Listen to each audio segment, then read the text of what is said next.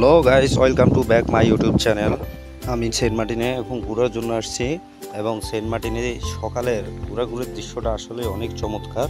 ইনশাল্লাহ সেন্ট মার্টিনের আরও যে ভালো ভালো বড় যে জায়গাগুলো আছে ইনশাল্লাহ আমি আপনাদেরকে ঘুরে ঘুরে দেখাবো।